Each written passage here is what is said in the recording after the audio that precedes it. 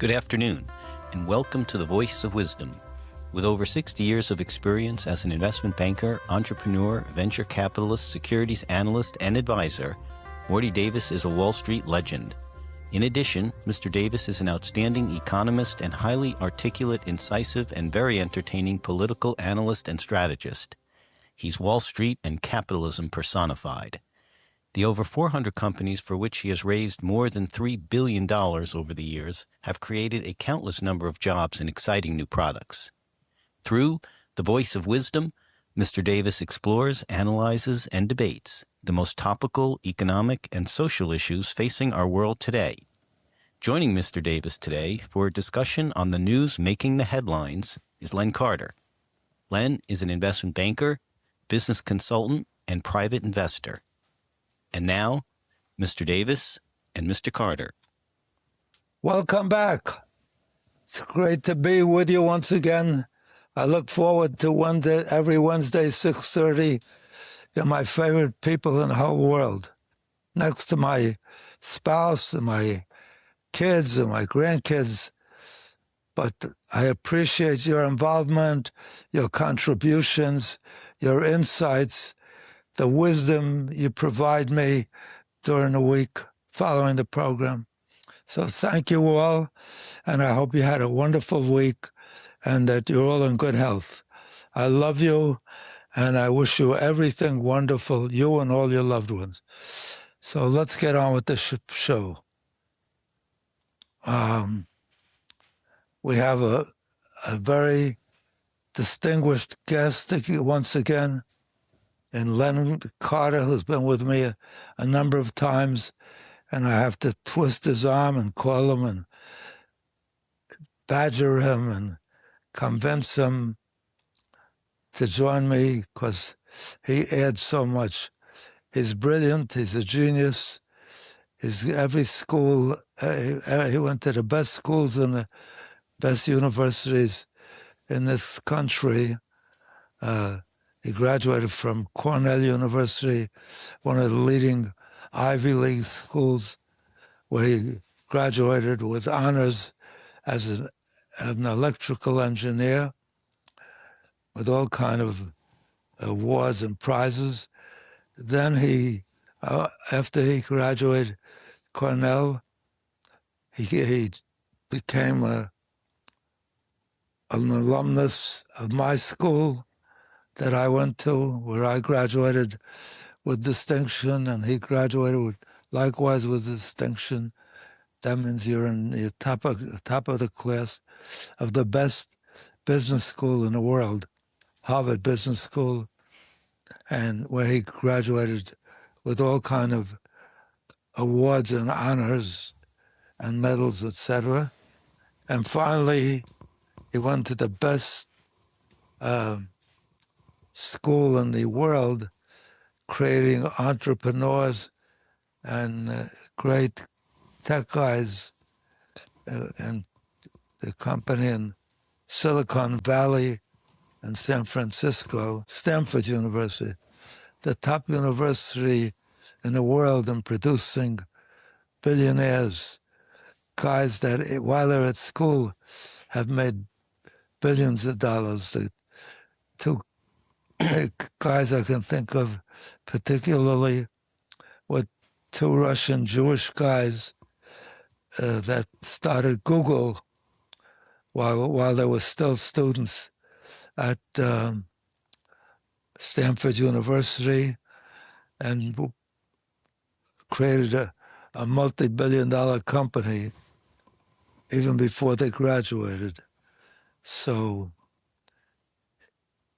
with that background, it's a real privilege and pleasure to invite Len Carey back again. Thank you, Len, for joining us. Thank you, Morty. And making his wisdom and his insights available to my fellow participants and myself on this podcast. So without further ado, let's get on with the program, with the podcast. And thank you for joining me. I love you, I hope you're in good health. The fact that you're back on again, I hope that demonstrates that you're indeed healthy and well, you and all your loved ones. And I wish for you and all those people that you love, your spouse, your children, your grandchildren, your best friends, your fellow citizens, your neighbors, your fellow human beings throughout the world. So thanks for joining me and being a great help in making this a better program by contributing your wisdom to me and your insights, even at times when the criticism seemed harsh and I spent time aggravating over it, and then I realized you're making a major contribution because you're getting me to broaden my vistas and think about your arguments, and I broaden my views and I grow from that. That's the way you gain more knowledge and more wisdom, and you contribute greatly to that. So thanks for joining me, for being a cohort on this podcast every week. God bless you, and I wish you everything wonderful. Every single day of your life should be better than the day before, forever. God bless you. And now, without further ado, let's get on with it.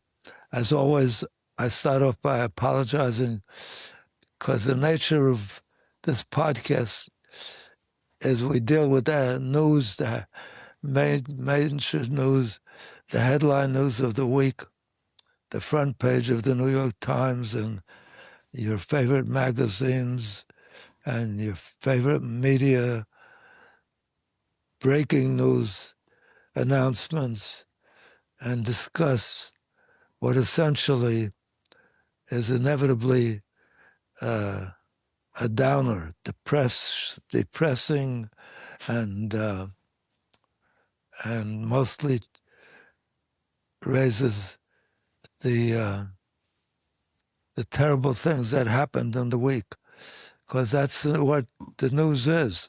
If it isn't disastrous and tragic and terrible, like mass shootings of kids, of kindergarten kids even, 5-year-olds and less, and their teachers while at school, and mass killings of innocent civilians at church, at synagogue, at social gatherings, unprovoked by anything but madness of the guy that owns the gun and comes around shooting up churches and synagogues and social gatherings, all kind of parties and what have you.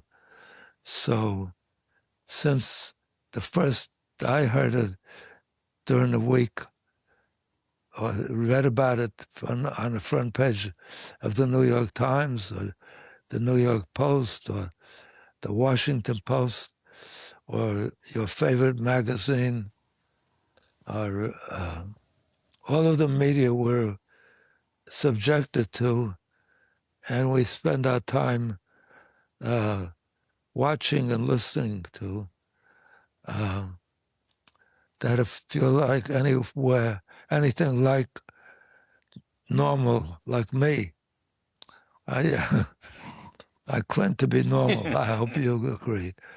But, it's just always, only bad news is newsmaking. You rarely get a front page article on great news.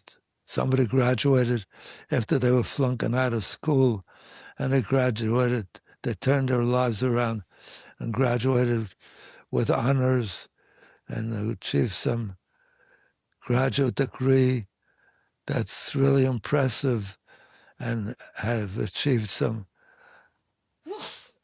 impressive job with a great opportunity for leadership in industry.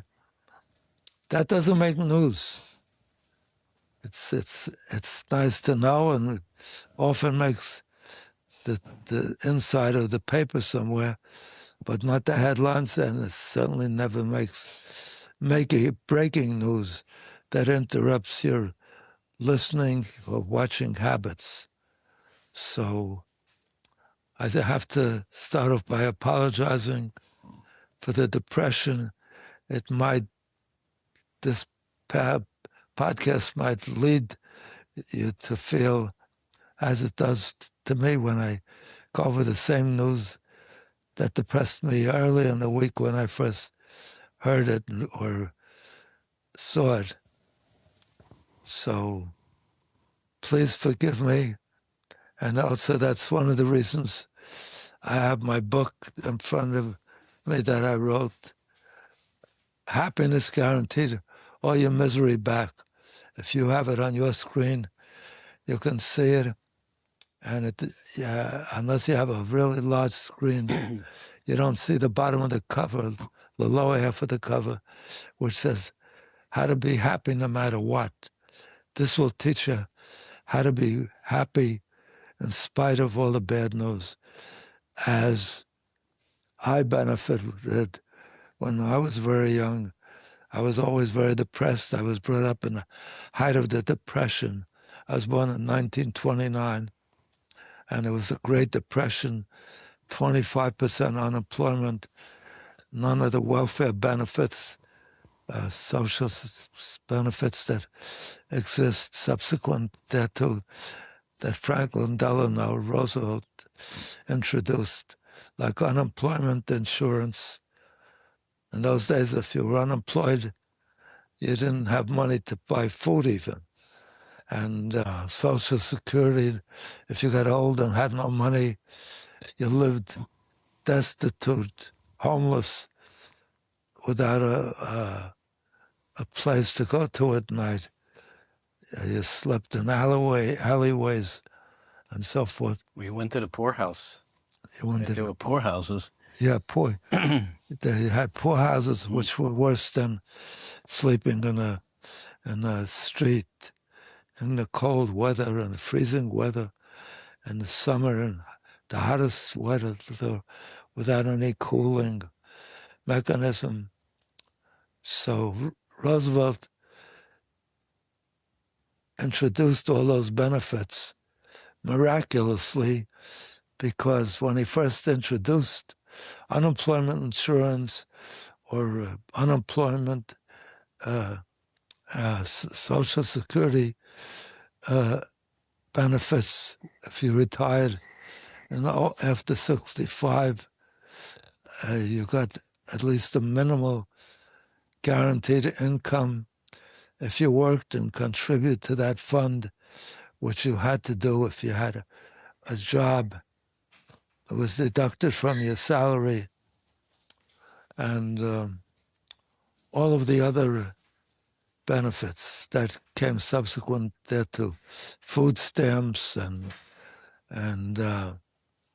assistance in getting jobs and training programs and all the benefits, welfare and otherwise, that our government kindly and wisely provides to those that haven't been adequately compensated over the years or had the bad luck of losing their savings or what have you.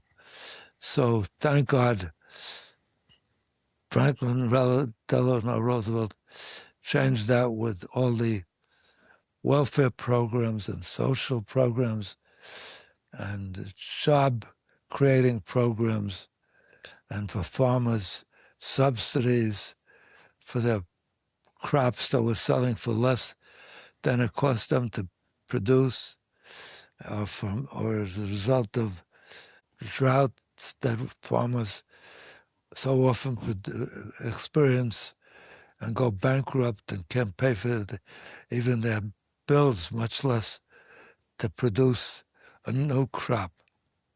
So we live in a blessed age in a blessed country, as a result of our earlier leadership, most importantly, Franklin Delano Roosevelt, who at the time he introduced these programs was considered by many who criticized his behavior along these lines as a communist. That was the worst thing you could call anybody in those days. And so, notwithstanding being called and criticized as such a person and unaware of the immune to the deficits some of those programs were creating for the country, he moved ahead and lifted the tragedy of people's lives, the tragedy of being unemployed and not having even a basic survival income to buy food or clothing or pay rent, and having to live on the streets, homeless, or people that did have money but suffered reversals so bad that they lost all their savings. We're blessed, and we live in a blessed country with a government that ensures those conditions no longer exist. Because if you're unemployed, he introduced some magical thing called unemployment insurance and Social Security insurance and so many other programs that ensure that you won't suffer from the destitution that any reversal or bad break may introduce into your life and makes you at least tolerate the bad times, get enough food and clothing and rent, income to pay your rent. And so we don't even realize what it was to live without those benefits, without those welfare, government, what some people call government handouts, but are really safety nets. Safety nets, yeah, that's a good one. Thank you, Leonard. Safety nets to make people's lives tolerable, even in the face of terrible adversity. So people receive compensation who claim they are periodically targeted by bad breaks or reversals or sicknesses or whatever cause of their companies going out of business. So let's get on with the program. And that's why you wrote the book. Oh, that's the reason I wrote the book, because I was very depressed as a kid all the time, because I saw everybody depressed around me. My father being unemployed so often, you had to work Saturdays, and he was a religious Jewish man and wouldn't work on Saturdays. It was very hard then to get a job. And even if he got a job, the pay was so low that it hardly paid for his wife and 3 kids for food and clothing and rent and whatnot.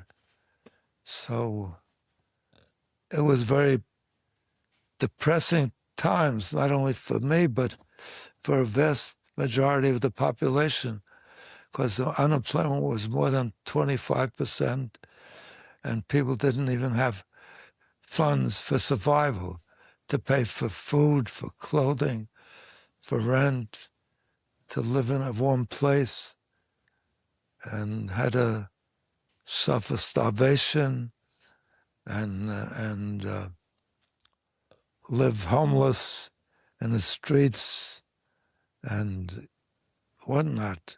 So I lived in that environment, and I saw people commit suicide even because they couldn't provide for their wives and their children and their families, the very basics to keep them alive and fed and then with a roof over their head. So I used to be depressed persistently in that environment. Everybody around me, most of the population, was depressed because of the times. And until I ran across a book by a famous, brilliant writer named Norman Vincent Peale, who was a Catholic bishop, head of a major church in Midtown Manhattan, and who wrote a book that I came across accidentally, thank God, called The Power of Positive Thinking. And all he did was preached, think positively, even in the face of major adversity, even tragedies. Think positively, think beyond the present trauma you're going through. And I adopted that policy, and I no longer spent 90% of my time being depressed, but I immediately thought positively, and that kind of thinking got me over the momentary trauma, helped get me over it, and in fact did improve my follow-on experiences, because positive thinking leads to positive results. So as a result of that, I spent the next, since such book changed my life, along with another book written at the time by a brilliant writer of nonfiction called Dale Carnegie, who had written a worldwide bestseller called How to Win Friends and Influence People, that was turned into a bestseller throughout the United States and throughout the entire world. And he followed that up by another fabulous book that I came across called How to Stop Worrying and Start Living, or just the instruction, the demands, stop worrying and start living.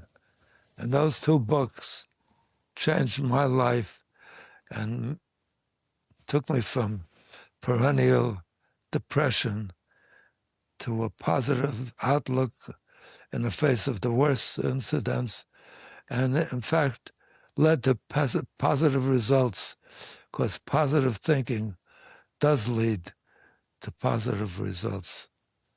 So having experienced that from these two writers, these two great books, I decided that I was going to dedicate my life not only to the people around me, but all my loved ones, my spouse, my children, my grandchildren, my best friends, my neighbors, my fellow American citizens,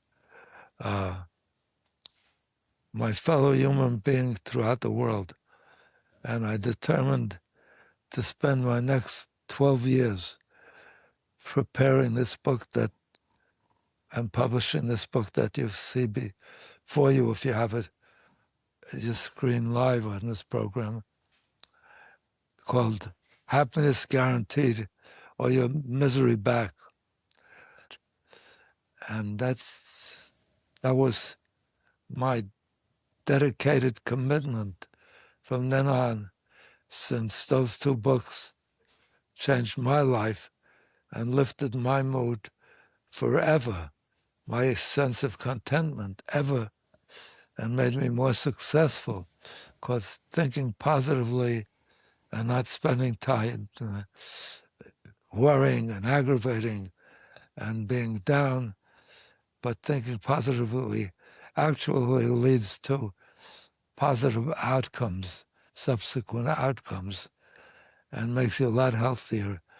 And so I determined to dedicate the rest of my life to gathering all those kind of books and all that wisdom from the Bibles, from the different Bibles, from the different prayer books, from the different priests and rabbis, religious leaders, psychologists, psychiatrists, philosophers, all the way back to the beginning of mankind, including the Greek philosophers, Aristotle and Plato, and up through the modern day Freud and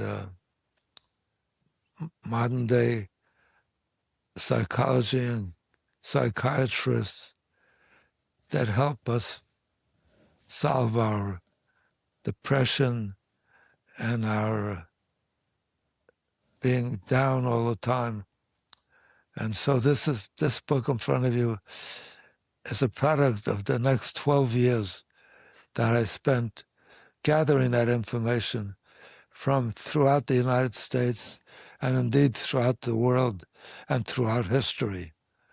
And it's my offer to you. Read this book. It'll change your life. It'll make you happier. But I use the word happier advisedly, because in this country we think of happiness as people who had a pint of vodka or a quart of whiskey or some addictive drugs like cocaine or marijuana or some drug that actually makes you seem to be happier because you're laughing and banging everybody on the back, all your friends, with humor and joking, but it's temporary only, and which leaves you more depressed than ever once the temporary effect wears off.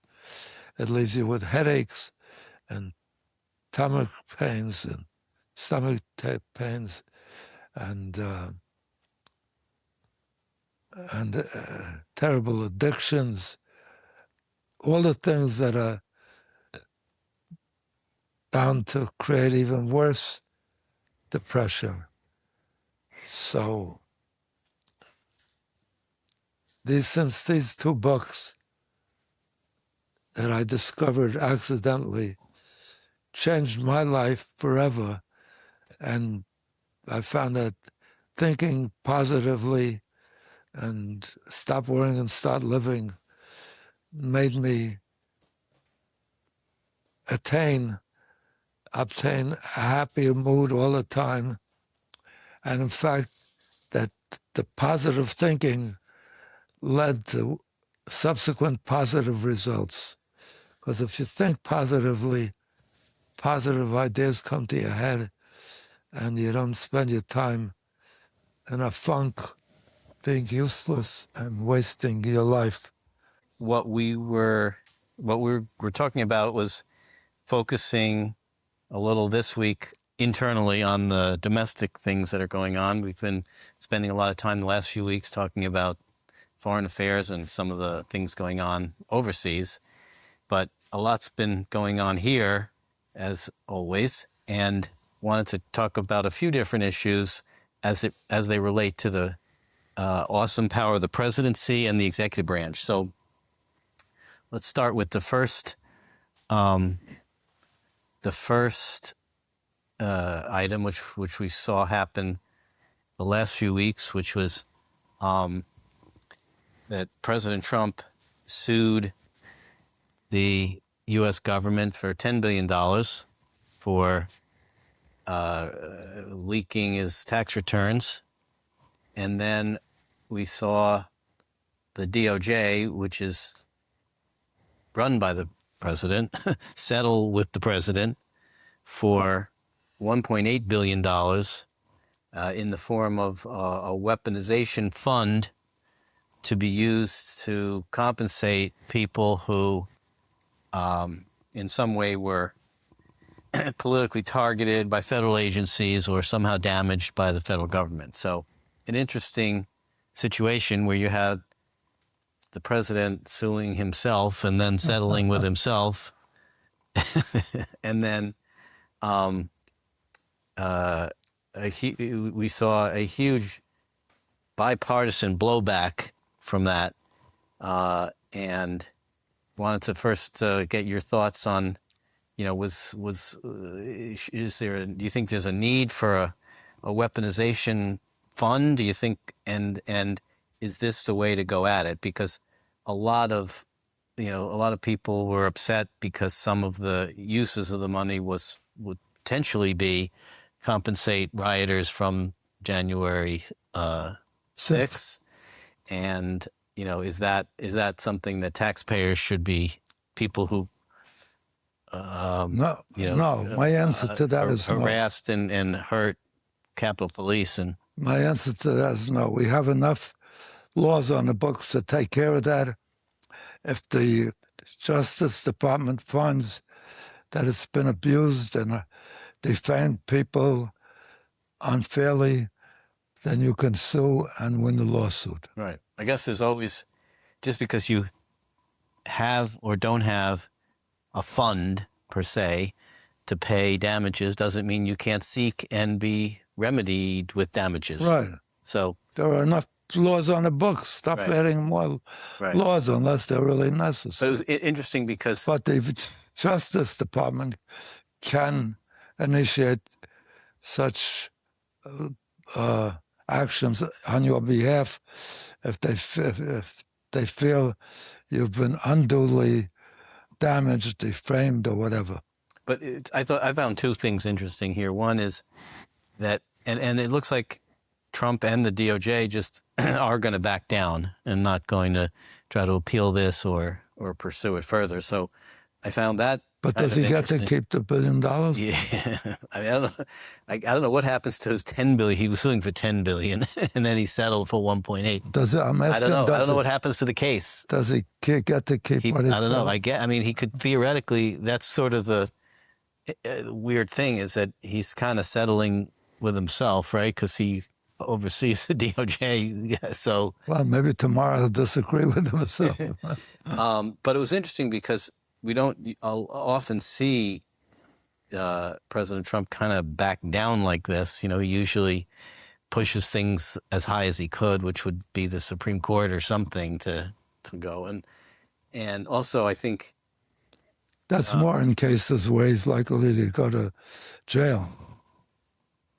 But I think you wonder how much of this was also driven politically, just because there's been such blowback, particularly from Republicans, who we don't very often these days see Republicans really going against the president this tough. Right.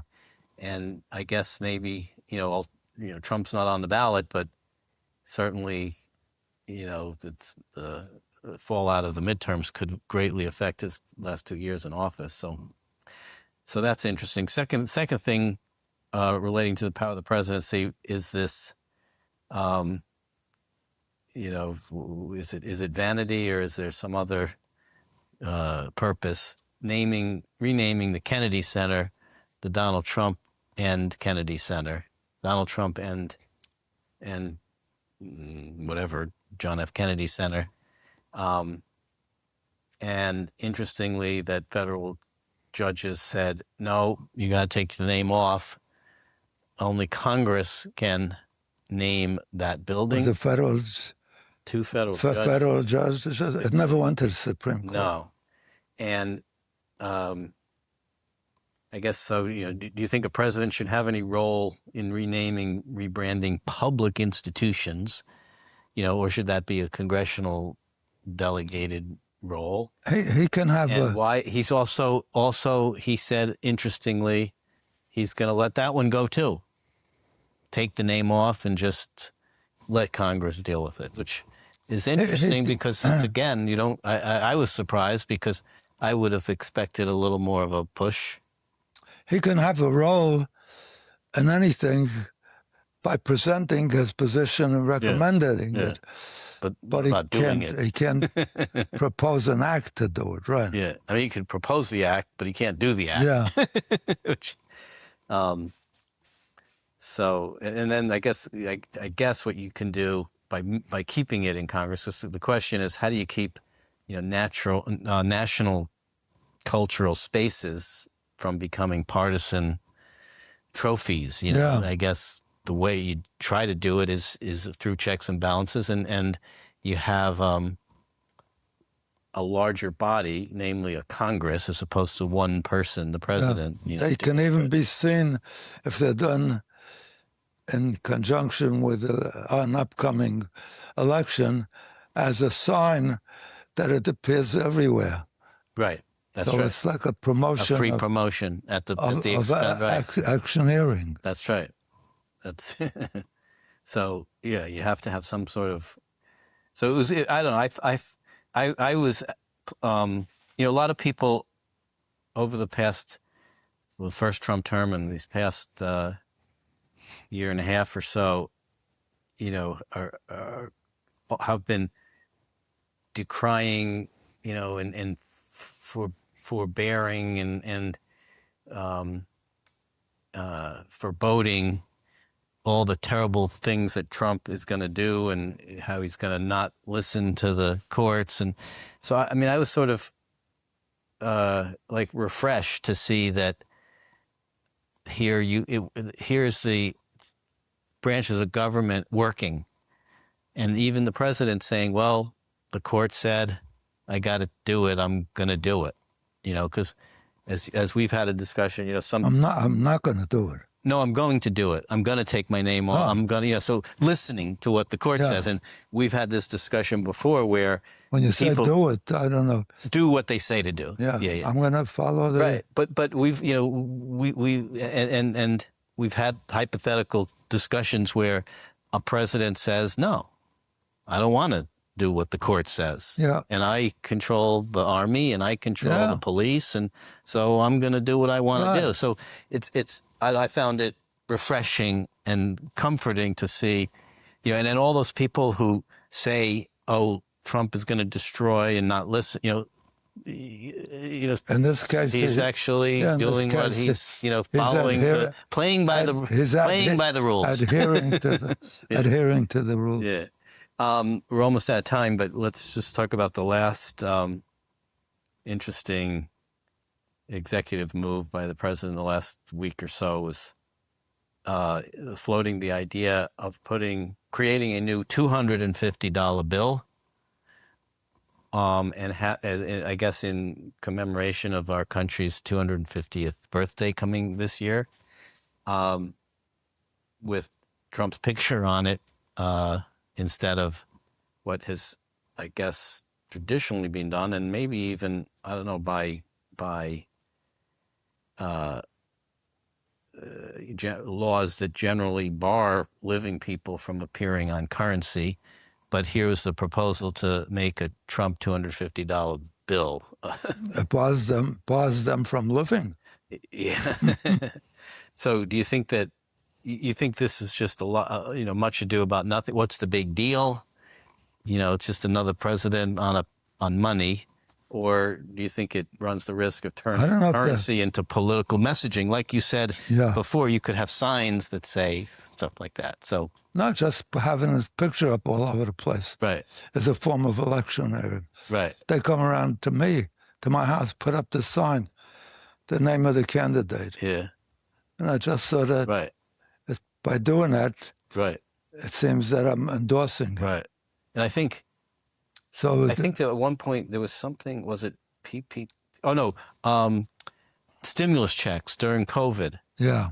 I think Trump wanted to have his signature on those stimulus checks. Yeah, and they wouldn't let him? No, I think they did. Yeah. Yeah. Yeah, But that's unfair. as a way of, That's unfair. That's going to win you votes. I mean, A yeah. lot of people getting a stimulus. Right. They, not that Trump didn't take credit for it even without putting No, but it's a lot of people don't know anything. Correct. But when they get a picture, a check with his picture on it, they figure it's a gift from the president. Right. People aren't that interested. So maybe Analytical. maybe living presidents should not be on Shouldn't currency. be living. Yeah. Yeah. So anyway, with that So said, I took it off. I'm not sure actually what the status of that $250 bill is. I haven't heard a lot. It might just have. A lot of times with the president, I mean, he very rarely says I'm wrong, if ever. What he'll do is he'll just sort of ignore the issue and let it go away. He says I rethought it, and or it's not that important. Or just let it disappear itself. Yeah, that's what I'm saying. Yeah, not even say I rethought it. Just let it disappear. In a sense, if he says nothing, away. Right. People say, right. So he obviously thought it. Correct. Rethought correct. So I don't know what's going on with the money, but it was an interesting. What has been the procedure up to now? Of putting a picture. Yeah, I mean the last. I don't think they ever put a picture of a live person. Not that I know on any currency, coins or. I think. I mean, the last one wasn't even a president, right? Susan B. Anthony, when they did the coins, the they could honor coins. somebody, yeah. But those were all people who died. And the $2 bill has what, Jefferson? Plus, it's unfair to the American public. A lot of them have trouble adding up 3 and 8. Uh-huh. So when you deal with a large number like 250, and you want change, they'll be at the counter for half an hour arguing. There used to be $500 bills, I think. I think so. But I think they discontinued them because of that was used by a mafia. Yeah, and also counterfeiting and money laundering, things like that. So the biggest bill now, I think, is 100. Right? There used to be a $2 bill. Still is.